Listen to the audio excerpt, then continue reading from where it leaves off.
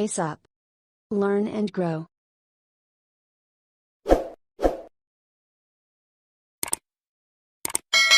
Hello friends, welcome to our channel pace up. आज हम देखने वाले हैं अपना नेक्स्ट बहुत ही इंपॉर्टेंट टॉपिक इंक्लूसिव एजुकेशन के अंदर का ही है। इम्पॉर्टेंट इसलिए क्योंकि ये क्लब होके या तो किसी क्वेश्चन में आप इसको ऐड कर सकते हो या फिर इंडिविजुअली ये शॉर्ट नोट्स के फॉर्म में पूछा जा सकता है।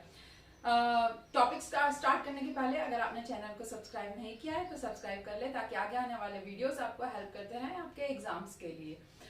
तो बिना टाइम वेस्ट किए जल्दी से स्टार्ट करते हैं हमारा नेक्स्ट टॉपिक, जो कि है बैकवर्ड चाइल्ड। बैकवर्ड चाइल्ड जिसको हम हिंदी में बोलते हैं पिछड़ा बालक। अब क्या है पिछड़ा बालक?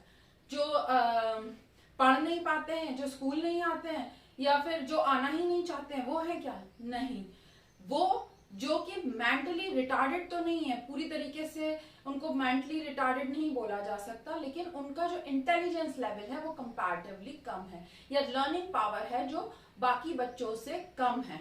तो स्टेप बाय स्टेप हम सबसे पहले देखेंगे उसका इंट्रोडक्शन और फिर उसके टाइप्स और बाकी सारी चीजें, डेफिनेशंस वगैरह। तो सबसे पहले जो बैकवर्ड चिल्ड्रन होते हैं उनको हिंदी में हम पिछड़ा बालक भी कहते हैं, और ये हम टॉपिक पढ़ रहे हैं इंक्लूसिव एजुकेशन के अंदर का। पहली बात, वो स्लो लर्नर्स होते हैं, बहुत ही स्लो लर्नर्स होते हैं। Are below average student but not mentally retarded. ये पूरी तरीके से मेंटली रिटार्डेड नहीं होते हैं, लेकिन बिलो एवरेज, जो एवरेज बच्चे होते हैं कि भाई चीज समझेंगे, थोड़ी देर से समझेंगे, ये उनसे भी बिलो लेवल के होते हैं। Unable to show progress in learning, बहुत ही मुश्किल होता है इनकी लर्निंग में चीजों को इम्प्रूव करवाना। IQ level will be below 85। अगर IQ लेवल इनका 85 से बिलो आता है तो ये इस कैटेगरी में आते हैं, पिछड़े बच्चे की कैटेगरी में या पिछड़े बैकवर्ड चिल्ड्रन की। It is man with the children who are backward educationally. सिर्फ इनको एजुकेशनली अगर हम जज करें तभी हम कह सकते हैं कि ये बच्चे बैकवर्ड चिल्ड्रन है। अब डेफिनेशंस बहुत सारे लोगों ने, बहुत सारे फिलोसफर्स ने अपनी अलग अलग दी हैं। मैंने यहाँ पे 2 ही कंसिडर की हैं, आप चाहें तो बाकी बुक से रेफर करके अपने नोट्स में ऐड कर सकते हैं। पहली जो है वो बर्टन हॉल की है। Backwardness in general is applied to cases where their educational attainments fall below the level of the natural abilities। इन्होंने कहा है कि भाई बैकवर्ड चाइल्ड वो होगा जिसकी एबिलिटी लर्निंग की जो एवरेज बच्चा है उससे भी नीचे की होगी, वो बैकवर्ड चाइल्ड है, वो बैकवर्डनेस है। फिर सेकंड, क्रिल बर्ट ने कहा है backward children is a child who is unable to do work of class which is normal for his as.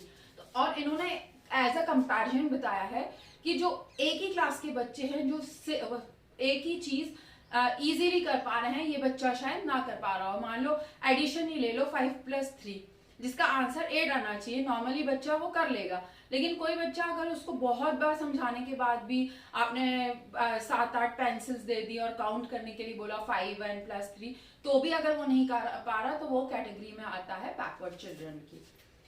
अब हम देखते हैं type of backwardness. Type of backwardness में 2 टाइप्स हैं, एक जनरल बैकवर्डनेस है और एक स्पेसिफिक बैकवर्डनेस है। जनरल बैकवर्डनेस ये होती है कि भाई हर ही सब्जेक्ट में बच्चा पीछे है, ना कुछ नहीं पढ़ पा रहा है, मैथ कर पा रहा है, ना हिंदी कर पा रहा है, ना इंग्लिश कर पा रहा है, ना उसे साइंस समझ में आ रही है। लेकिन स्पेसिफिक में ये होगा, स्पेसिफिक बैकवर्डनेस में, कि पर्टिकुलर सब्जेक्ट में कोई पर्टिकुलर सब्जेक्ट होगा जो उसको पसंद नहीं होगा या उसको टफ लगता होगा, या मे बी जो आउटसाइड एनवायरनमेंट है, लाइक टीचर अच्छी नहीं होगी उसकी, या उसको पर्टिकुलर उस टीचर का नहीं समझ में आता होगा, तो ये सारे रीजंस कवर होते हैं स्पेसिफिक बैकवर्डनेस में। और स्पेसिफिक बैकवर्डनेस है वो इम्प्रूव भी की जा सकती है अगर हम उस बच्चे को अलग अलग तरीके से समझाने की कोशिश करें। कई बार बच्चा देख के समझता है, कई बार टच एंड फील करके समझता है। आजकल तो यूट्यूब में भी बहुत सारी चीजें होती हैं या फिर वीडियोस होते हैं जिनको देख के बच्चे बहुत सारी चीजें बहुत जल्दी से सीख लेते हैं। अब इनके रीजंस क्या है, ऐसा क्यों होता है? तो सबसे पहले तो लो इंटेलिजेंस वो पहले से ही रहते हैं, बाय बर्थ ही रहते हैं, उसमें किसी का कोई रोल कॉल नहीं होता है। इमोशनल डिस्टर्बेंस, भाई घर में परेशान है या फिर बाहर स्कूल में बच्चे उसको परेशान करते हैं, बुली करते हैं, उसकी वजह से उसका ध्यान पढ़ाई में नहीं लग रहा।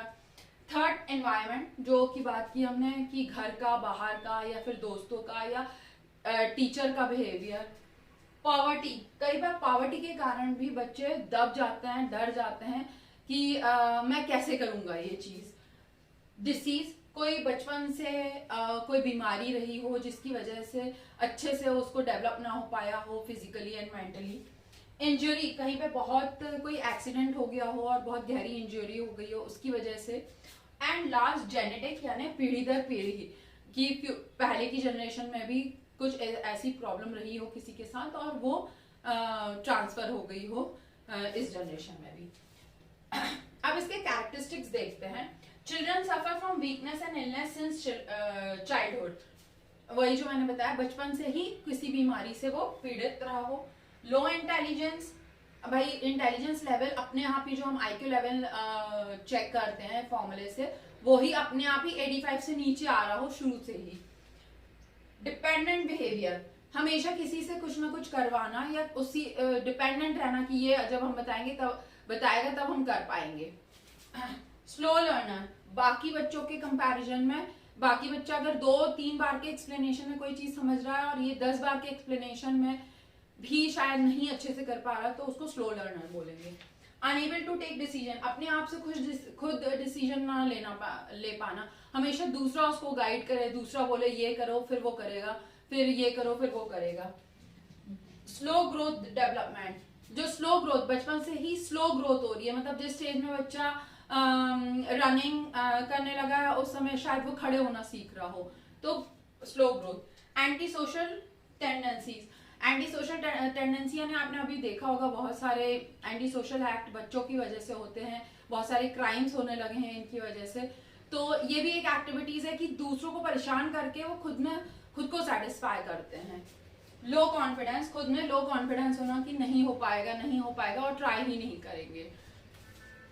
जनरली पेसिमिस्टिक, निराशावादी, किसी भी चीज में नहीं होगा, गलत हो जाएगा, नहीं पास कर पाएंगे इसलिए पढ़ेंगे ही नहीं, तो निराशावादी। Learning is less than average children, जो लर्निंग पावर है वो एवरेज चिल्ड्रन से कम है। और अब हम आते हैं एजुकेशनल इम्प्लीकेशंस का, कि भाई हम एजुकेशन में ऐसा क्या चेंज करें कि इनको थोड़ी मदद मिल सके और ये थोड़ा आगे बढ़ सके। पहली बात तो टाइम टू टाइम काउंसलिंग होना चाहिए, जो एक्सपर्ट्स हैं उनके थ्रू काउंसलिंग हो और उनको उससे मदद मिल सकती है। सेकेंड है स्पेशल क्लासेस होना चाहिए ऐसे बच्चों के लिए। स्पेशल क्लासेस में जैसे हर एक बच्चे को एक छोटी छोटी सी चीज के लिए, एडिशन या सब्ट्रैक्शन के लिए एक्टिविटीज की जरूरत नहीं होती है, एटलीस्ट बड़ी क्लासेस में 3rd 4th 5th में, लेकिन ऐसे बच्चों को जरूरत पड़ती है तो उसमें बाकी सबका भी टाइम वेस्ट होगा, तो बेटर है कि सिर्फ ऐसे ही बच्चों के लिए स्पेशल क्लासेस ऑर्गेनाइज की जाए। स्पेशल कंसंट्रेशन, टीचर को गाइड किया जाए, बोला जाए कि आप स्पेशल कंसंट्रेशन इन बच्चों पर दीजिए और कैसे ये बिहेव करते हैं वो भी नोट करिए।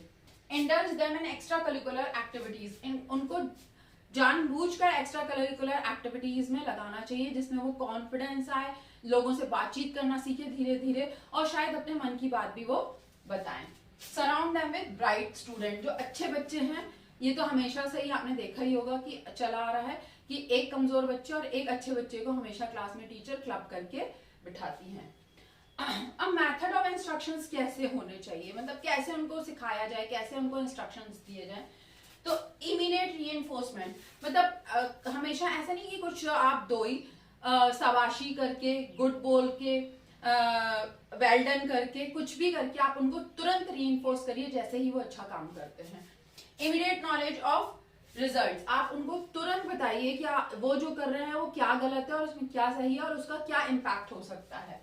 प्रोवाइड इंसेंटिव, इंसेंटिव यानी सेम एज रीइंफोर्समेंट है, बट इंसेंटिव्स में आप कुछ भी उनको दे सकते हैं, टॉफी दे सकते हैं, कोई एक पेन दे सकते हैं, पेंसिल दे सकते हैं, कुछ भी। अवॉइडेंस ऑफ पनिशमेंट, पनिशमेंट को टोटली अवॉइड किया जाए, अगर पनिश करेंगे तो हो सकता है कि वो आगे आपकी क्लास में ही ना आना चाहें या जो कंटिन्यूस एब्सेंटीज का जो प्रॉब्लम है वो होने लगे, तो इन केसेस में पनिशमेंट को अवॉइड करना चाहिए।